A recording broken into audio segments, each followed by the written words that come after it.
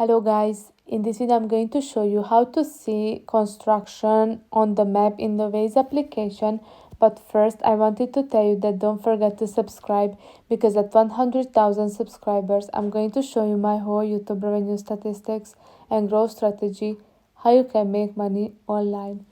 So let's jump into it. First open the app, then click on the three-line option or icon at the top left corner, then click on the settings.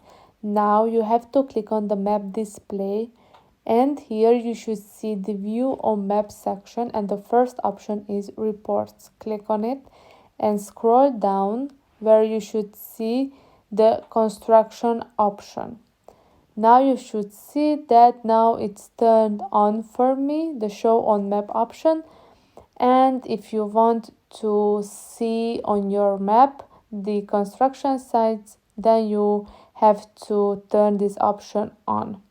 So I hope this video was helpful for you. If it was, please consider subscribing, and see you in the next one. Bye bye.